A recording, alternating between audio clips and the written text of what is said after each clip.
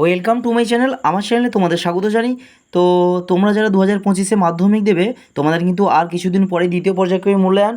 ইতিমধ্যে কিন্তু কয়েকটা স্কুলে কিন্তু দ্বিতীয় পর্যায়ক্রমিক মূল্যায়ন শুরু হয়ে গেছে।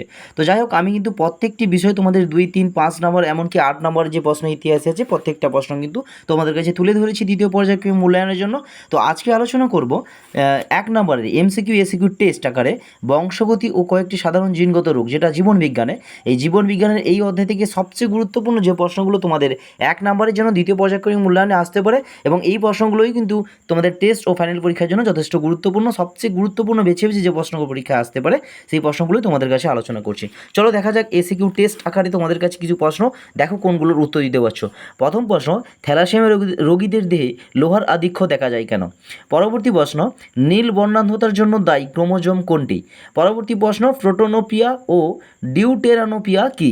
চলে যায় পরবর্তী প্রশ্নে, কেবলমাত্র হোমোজাইগাস অবস্থায় হিমোফিলিয়া রোগের প্রকাশ ঘটার কারণ কী?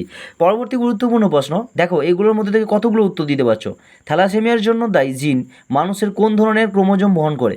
পরবর্তী গুরুত্বপূর্ণ প্রশ্ন, মানুষের জনগোষ্ঠীতে প্রকাশিত হয় এমন দুটি জিনগত রোগের নাম লেখো। চলে যায় পরবর্তী প্রশ্নে। পরবর্তী প্রশ্ন, মানুষের ক্ষেত্রে কন্যা সন্তান সৃষ্টিতে কী প্রকার জনন কোষের মিলন হয় বা মিলন ঘটে? পরবর্তী প্রশ্ন, একই জিনের বিভিন্ন রূপকে কী বলে? পরবর্তী গুরুত্বপূর্ণ প্রশ্ন, ক্রোমোজোমের যে নির্দিষ্ট অংশে একটি জিন অবস্থান করে তাকে কী বলে? চলে যায় পরবর্তী প্রশ্নে। পরবর্তী প্রশ্নে, একজন স্বাভাবিক পুরুষ মানুষের দেহে কোন কোন লিঙ্গ নির্ধারক ক্রোমোজোম কটি করে দেখা যায়? চলে যায় পরবর্তী প্রশ্নে। পরবর্তী প্রশ্ন, মানুষের দেহের কোষে কী কী প্রকার যৌন ক্রোমোজোম দেখা যায়? পরবর্তী গুরুত্বপূর্ণ প্রশ্ন, দুটি সংকর কালো গিনিপিগের মধ্যে সংকরায়ন ঘটনা হলে প্রথম অপত্যজনিতে কত ভাগ সংকর কালো গিনিপিগ উৎপন্ন হবে? চলে যায় পরবর্তী প্রশ্নে, স্বাধীন বিন্যাস সূত্রটি প্রবর্তন করতে মেন্ডেল কী ধরনের পরীক্ষা করেছিল? এই প্রশ্নগুলো কিন্তু কোনো না কোনো সময় সালে এসেছিল, সেই প্রশ্নগুলি তোমাদের কাছে কিন্তু আলোচনা করছি। পরবর্তী প্রশ্ন, মেন্ডেল তার দ্বিসংকর জনন পরীক্ষা থেকে কোন সূত্র উপনীত হয়েছিল? পরবর্তী গুরুত্বপূর্ণ প্রশ্ন, মেন্ডেল কোন জীবের ওপর গবেষণা করেছিল? চলে যায় পরবর্তী প্রশ্নে। পরবর্তী প্রশ্ন, কোন অবস্থায় প্রচ্ছন্ন গুণ প্রকাশিত হয়? পরবর্তী গুরুত্বপূর্ণ প্রশ্ন, মেন্ডেলের দ্বিসংকর জননের পরীক্ষায় F2 জনিতে প্রাপ্ত ফিনোটাইপ অনুপাতটি লেখো। পরবর্তী গুরুত্বপূর্ণ প্রশ্ন, সংকরায়ন ও ইমাসকুলেশন কাকে বলে? পরবর্তী প্রশ্ন, মানুষের মধ্যে বংশানুক্রমে সঞ্চারিত একটি প্রকরণের উদাহরণ দাও।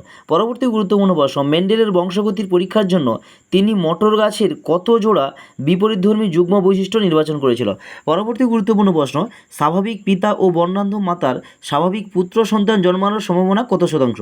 পরবর্তী প্রশ্ন, হিমোফিলিয়ায় আক্রান্ত পিতা ও স্বাভাবিক মাতার স্বাভাবিক পুত্র সন্তান জন্মানোর সম্ভাবনা কত শতাংশ? পরবর্তী প্রশ্ন, অটোজোমাল ক্রোমোজোম ঘটিত একটি রোগের নাম লেখো। পরবর্তী প্রশ্ন, পিতা ও মাতা উভয় থ্যালাসেমিয়ার বাহক হলে ওই দম্পতির যে সন্তান জন্মগ্রহণ করবে তার ক্ষেত্রে থ্যালাসেমিয়ার আক্রান্ত হওয়ার সম্ভাবনা কত শতাংশ?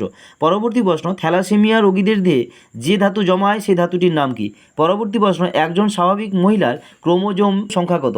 সেই সঙ্গে একজন স্বাভাবিক পুরুষের ক্রোমোজোম সংখ্যা কত?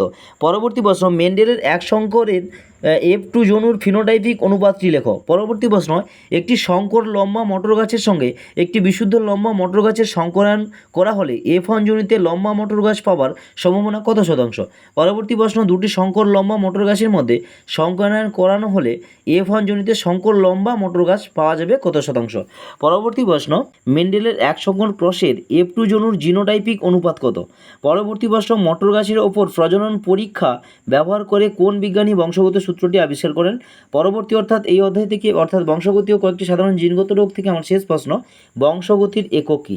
তো এই প্রশ্নগুলো যদি এখান থেকে তোমরা ভালো করে করো, এখান থেকে কিন্তু অবশ্যই তোমরা দ্বিতীয় পর্যায়ক্রমিক মূল্যায়নে তোমাদের যে শর্ট প্রশ্ন আসবে এই অধ্যায় থেকে প্রশ্ন অবশ্যই কমন পাবে।